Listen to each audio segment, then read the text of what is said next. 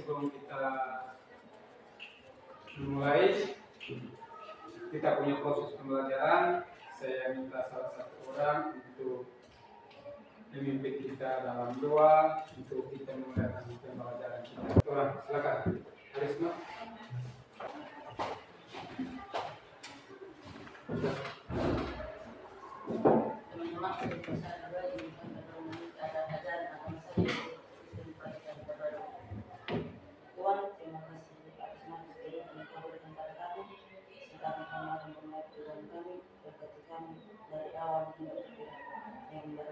Terima kasih Tuhan. Baik, terima kasih. Melakukan absen ya untuk mengetahui kehadiran kalian apakah lengkap atau tidak. Baik, dengar sini. Ketua kelas mana? Ya. Baik, berapa orang yang tidak hadir? Siap, 22 hadir, 4 tidak hadir. Yang 4 orang itu alasannya kenapa tidak hadir? Izin.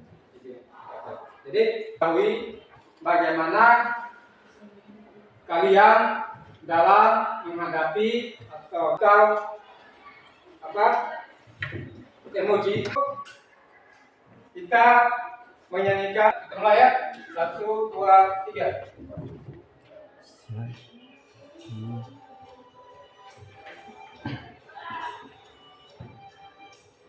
Satu nusa, satu bangsa, satu bahasa bersama.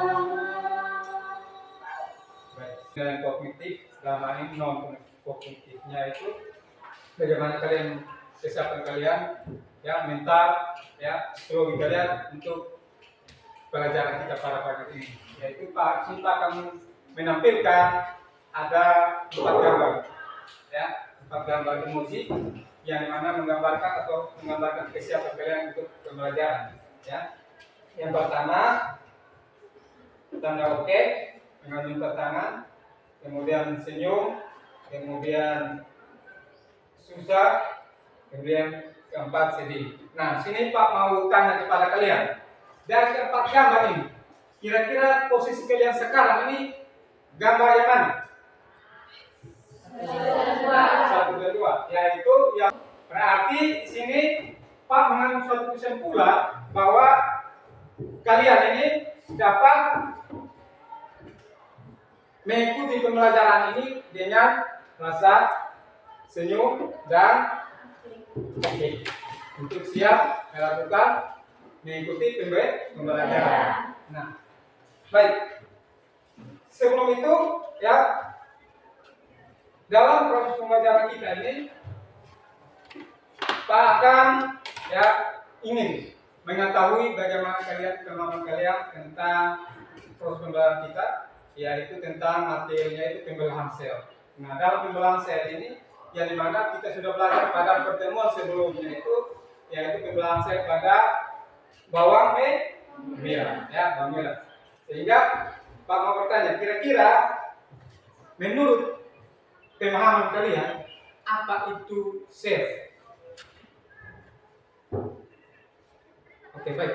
Messi. Menurut saya, sel adalah unit terkecil dari makhluk hidup. Baik, kita berikan tepuk tangan. Jadi, dalam proses pembelajaran kita ini adalah pertanyaan yang membuat kalian ingin tahu kalian tentang materi yang akan kita belajar ini, yaitu apa pendapat kalian tentang bayi yang kembar siang. Bayi yang kembar siang. Jadi yang harus kalian ketahui yaitu dengan bagaimana tujuan pembelajaran kita pada pagi hari ini ya. Nah, tujuan pembelajaran kita yang pertama sini adalah peserta didik mampu mengidentifikasi proses gametogenesis dalam bentuk gambar ya. Kemudian tujuan yang kedua, peserta didik mampu menganalisis kelainan pada gametogenesis ya. Kelainan atau penyakit. Kemudian tujuan yang ketiga itu adalah peserta didik mampu menyimpulkan akibat gagalnya proses pembelaan sel. Nah, baik. Nanti ya kita akan membahas materi ini dengan kita melihat ya permasalahan-permasalahan yang Pak akan bagikan kepada kalian ya dalam bentuk kelompok. Jadi sini sebelum Pak bagikan masalah ini, Pak akan bentuk kalian dalam 4 kelompok ya. Baik, jadi Pak akan bagikannya dalam bentuk 4 kelompok. Nanti yang berhitung mulai dari 1 sampai 4, kemudian dilanjutkan. Baik, kita mulai dari ujung. 1, 2, 3, 4, 1, 2, 3, 4, 1, 2, 3, 4, 1, 2, 3, 1, 2. 3, 4, 1, 2. Baik, jadi ya nanti kelompok 1 bisa di sini, kelompok 2 di sini, kelompok 3 di sini, kelompok 4 di sana. Ya, baik. Jadi yang sementara tadi yang nomor urutnya 1, silakan pindah ke tempat yang kelompok sudah. Ingat, meja kursi jangan bunyi, ya. Diangkat pelan-pelan supaya tidak mengganggu. Kelompok 2, kelompok 3,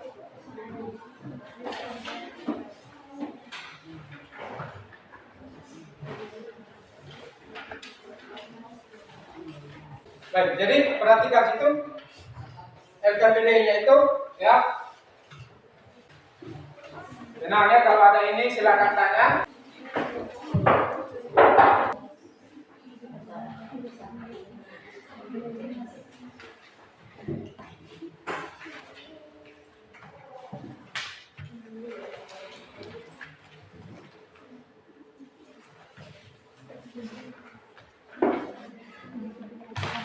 Sini ada kesulitan tidak? Kelompok 4. Baik, kerjakan juga.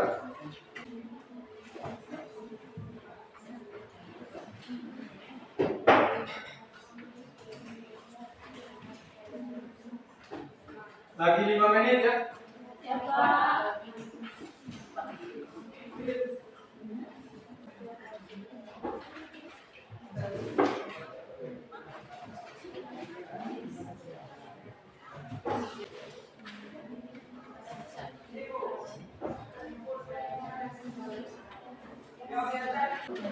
Ini gambar yang permasalahan 1 ya. Banyak terima kasih. Baik. Ya, waktu diskusinya sudah selesai. Jadi nanti ya tekniknya itu adalah sini nanti Pak akan memberikan kesempatan kepada setiap kelompok untuk mempresentasikan hasil diskusi kalian ya. Yang dimana nanti setelah kelompok yang mempresentasi, kelompok yang lain bertanya kepada kelompok yang presentasi itu tersebut, dan kelompok yang presentasi itu menjawab pertanyaan dari kelompok-kelompok yang bertanya. Dan kelompok yang menjawab itu jawab sesuai dengan yang kalian akan memberikan kesempatan kepada kelompok kepada presentasi. Baik, terima kasih atas kesempatan yang diberikan kami kelompok 1 untuk mempresentasikan hasil diskusi kami. Baik, saya mempersilakan kedua kelompok untuk mempresentasikan hasilnya. Baik, saya akan membacakan hasil diskusi dari kelompok kami. Permasalahan pertama yaitu ada 3 pertanyaan. Demikian hasil yang sudah saya sampaikan. Saya kembalikan kepada moderator. Terima kasih. Baik, kita beri tepuk tangan untuk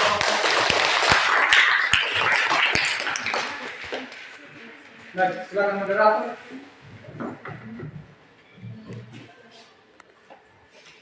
Baik, saya memberikan kesempatan kepada kelompok 2, 3, dan 4 untuk kembali bertanya. Baik, ya. Oke. Gambar siang adalah kondisi di mana bayi kembang terlahir dengan salah satu atau beberapa bagian tubuhnya menyatu. Kelahiran bayi kembar siam terjadi karena embrio terbakar janin. Tidak berhasil membelah secara sempurna. Bagian tubuh yang paling sering menempel adalah kepala, dada, perut, punggung, dan kambing. Kelompok 2, pertanyaan dari kelompok 2. Saya akan menjawab pertanyaan dari kelompok 3. Kelahiran kembar dapat terjadi saat dua sel telur yang berbeda dibuahi oleh dua sel sperma. Meski begitu, bayi kembar juga dapat terjadi karena satu sel telur yang dibuahi oleh satu sel sperma membelah diri menjadi dua. Kelahiran kembar bisa memiliki jenis kelamin yang berbeda, tetapi bisa juga sama. Saya akan menjawab pertanyaan dari kelompok 4. Belum ada cara khusus yang bisa dilakukan untuk mencegah kelainan ini. Hal terbaik yang bisa dilakukan oleh ibu hamil adalah melakukan pemeriksaan kehamilan secara rutin sehingga komplikasi atau kelainan seperti kembar siam dapat sekian dan terima kasih. Baik, jadi mungkin dari jawaban dari kelompok 1 itulah hasil diskusi daripada kelompok 1. Sekali lagi kita beri tepuk tangan untuk kelompok. Terima kasih atas kesempatan yang diberikan kepada kelompok 2 untuk mempresentasikan hasil diskusi kami. Dan saya akan memberikan kesempatan kepada kelompok untuk mempresentasikan hasil diskusi kami. Baik, silakan kelompok itu. Saya akan menjelaskan permasalahan satu ada 3 pertanyaan atau ovum. Pada prosesnya menghasilkan satu ovum fungsional. Sekian dan terima kasih atas presentasi kami. Saya kembalikan ke moderator. Baik, kita beri. Saya akan memberikan kesempatan kepada kelompok 1, 3, dan 4 untuk bertanya. Mungkin dari kelompok. Kelompok 1 akan mengajukan pertanyaan kepada kelompok 2. Berapa lama kembar siam hidup? Berapa lama kembar siam? 2. Apakah kembar siam dapat dipisahkan? Kepada kelompok 2. Jika tidak ada keturunan kembar, apakah bisa kami kembar? Jika tidak ada. Pertanyaan dari kelompok 1, 3, dan 4 dari Silakan. Baik, saya dari kelompok 2 akan menjawab pertanyaan dari kelompok. Kalau bisa, ya sebelum ini. Saya dari kelompok 2 akan menjawab pertanyaan dari kelompok 1. Berdasarkan penelitian 40-60% kembar siam meninggal saat lahir dan sekitar 40% bertahan hidup hanya selama 1 hari.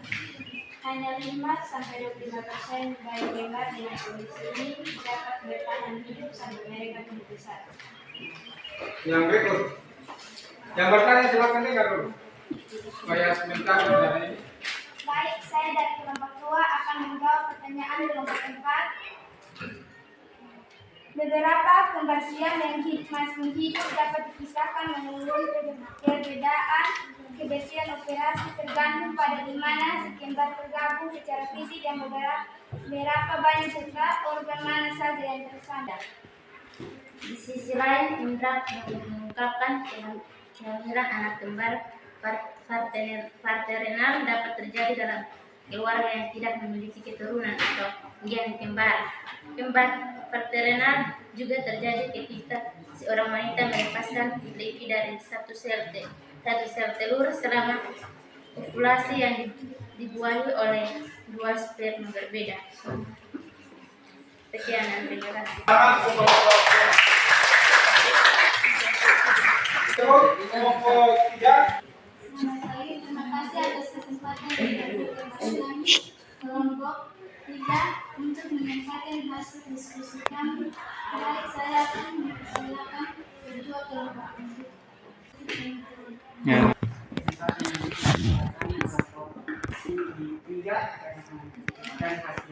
menghasilkan satu ovum fungsional.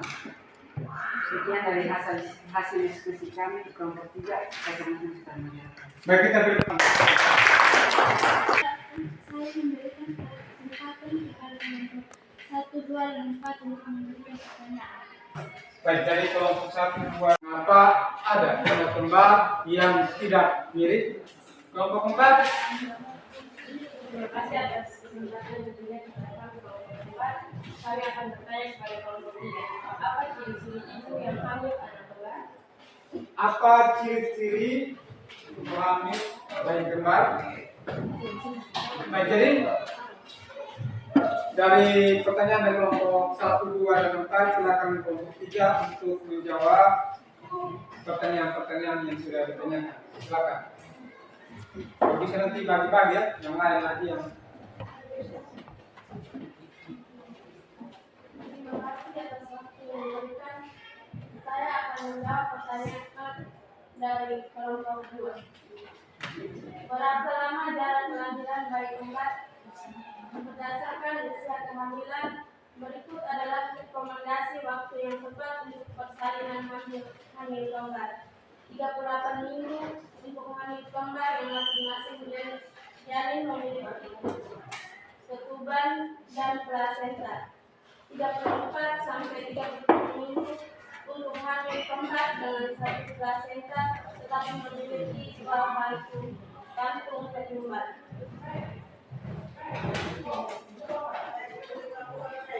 silakan. Baik, saya dari kelompok 3 ingin menjawab pertanyaan dari kelompok 1.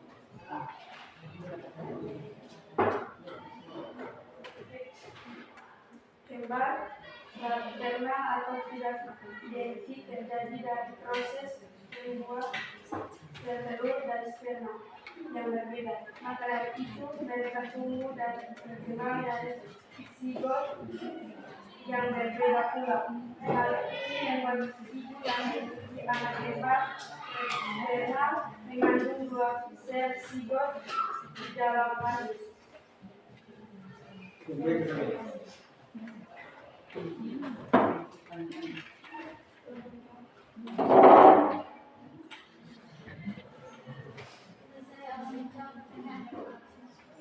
Empat.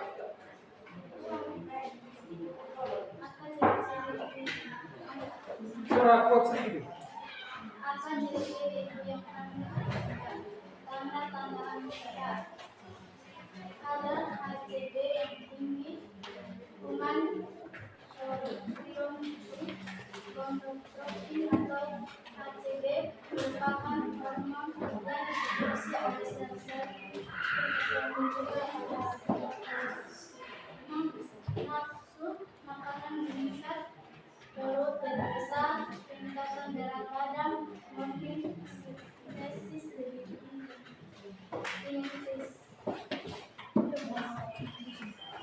Baik, jadi itu adalah jawaban untuk kelompok 1, 2, dan 4. Bagaimana kelompok 1, 2, dan 4? Pas? Pas. Sekali lagi kita beri tepuk tangan untuk kelompok 4. Baik, yang berikut untuk kelompok 4, silakan. Baik, terima kasih atas kesempatan diberikan kepada kami kelompok 4 untuk menyampaikan hasil diskusi kami. Baik, saya akan memberikan kesempatan kepada ketua kelompok untuk menyampaikan hasil. Silakan. Hasil diskusi kami. Baik, di permasalahan yang pertama ada 3, yaitu yang pertama, apakah bayi kembar bisa lahir secara normal? Oogenesis sudah dimulai sejak bayi perempuan berada dalam kandungan. Baik, sekian dari hasil diskusi kami. Selanjutnya saya kembalikan kepada moderator. Yang bertanya silakan. Baik, dari kelompok 2. Baik, saya akan bertanya kepada kelompok 4. Apakah bayi kembar bisa lahir secara normal? Apakah bayi kembar bisa lahir secara normal? Kelompok 1. Baik, saya dari kelompok 1 akan mengajukan pertanyaan kepada kelompok 4. Apa perbedaan antara bayi kembar identik dan saudara? Kelompok 3.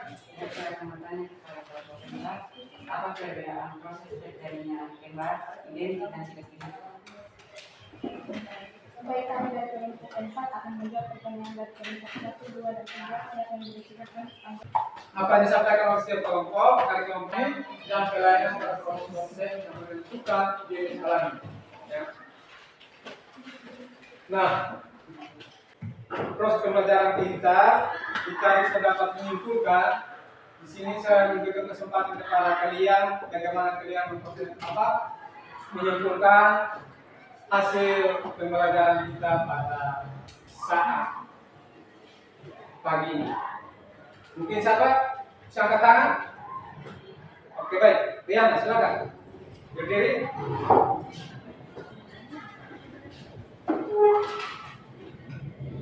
Terima kasih atas waktu dan kesempatan yang diberikan kepada saya. Saya akan menyampaikan hasil kesimpulan dari kelompok 1, 2, 3, dan 4. Gametogenesis merupakan proses pembentukan gamet sel kelamin yang terjadi melalui pembelahan meiosis. Gametogenesis tetapi bisa juga sama. Sekian dan terima kasih dari hasil dan kesimpulan saya. Baik, kita berikan tepuk tangan untuk. Jadi, ya kita pada proses pembelajaran kita, saya akan membagikan lembaran soal ini. Silakan dikerjakan, ya, sesuai dengan apa yang kalian ketahui. Kerja selama 5 menit ya, proses pembelajaran kita hari ini. Ingat tulis nama.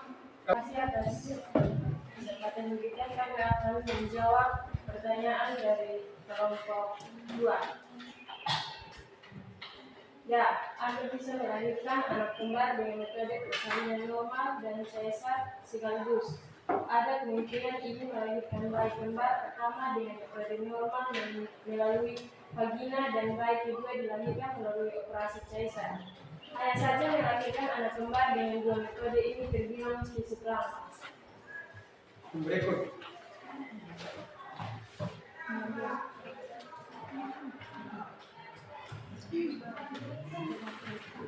Baik, kami akan menjawab pertanyaan dari kelompok 1. Anak kembar fraternal atau kembar tidak identik ini berbeda dengan anak kembar identik. Hal ini dikarenakan kembar identik prosesnya berasal dari sel telur dan sperma yang sama. Sementara kembar parental berasal dari sel telur dan sedang sperma berbeda yang disebut sebagai kondisi zigotik. Baik, kami akan menjawab pertanyaan dari kelompok 3. Kembar identik atau tidak identik ditentukan oleh jumlah sel telur yang dibawahi oleh sel sperma. Sel kembar identik atau tidak identik ditentukan oleh jumlah sel telur dibawahi oleh sel sperma dan proses pertumbuhannya di dalam rahim sang ibu. Kembar identik terbentuk dari pembelahan satu sel telur, sedangkan kembar tidak identik terbentuk dari 2 sel telur. Terima kasih. Baik, jadi itu adalah jawaban dari kelompok 4 atas pertanyaan dari kelompok 1, 2, dan 3. Kira-kira dari kelompok 1, 2, dan 3 bagaimana? Puas? Puas. Jadi sekali lagi kita berikan tepuk tangan untuk kelompok ini berapa orang? Ini ya.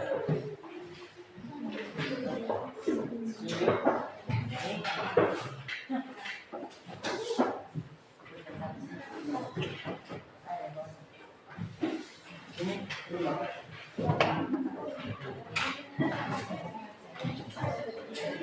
Ini.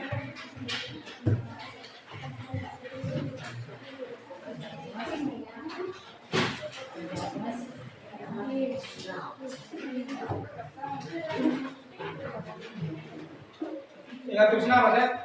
Nama, gelar,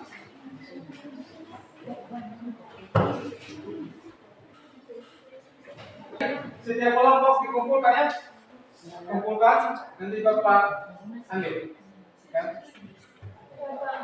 Baik, kita akan bagikan lembar hasil refleksi ini. Nanti sini ada nama siswa, kelas, kemudian jawab pertanyaan yang ada sini ya.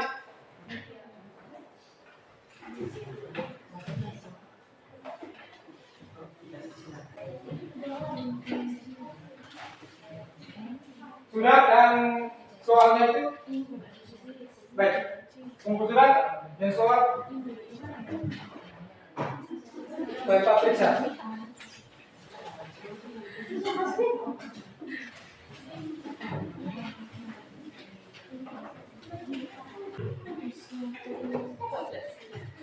Baik, jadi Pak nanti baca di sini setelah kita ambil nilai ya.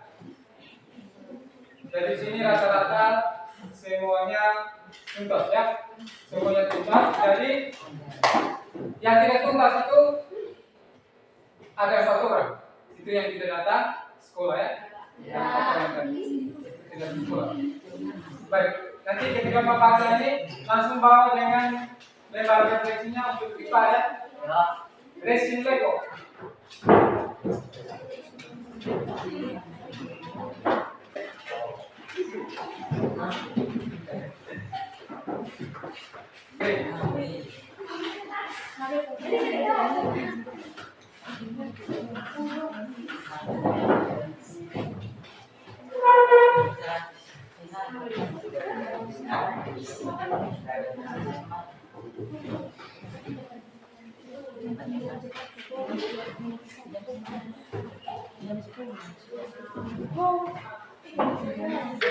Baik, perhatikan sini. Jadi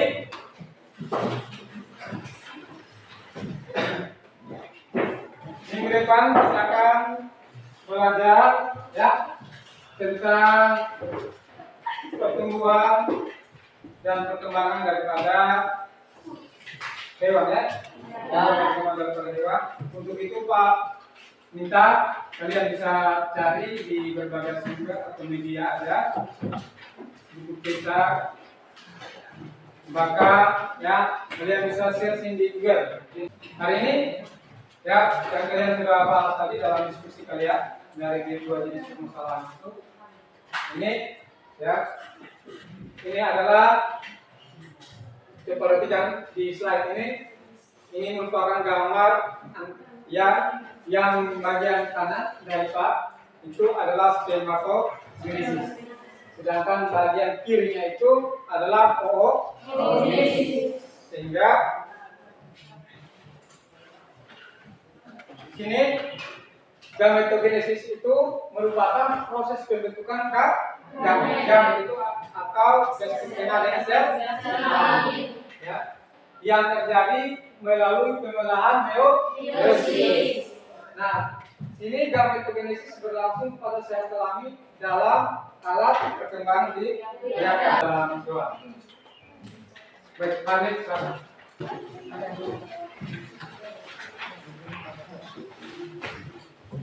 Semua tenang.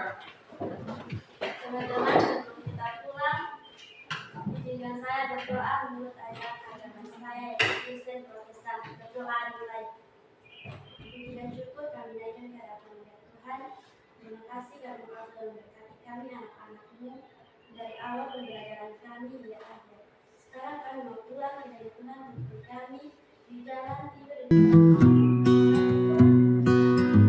Terima kasih. Ingat, jadi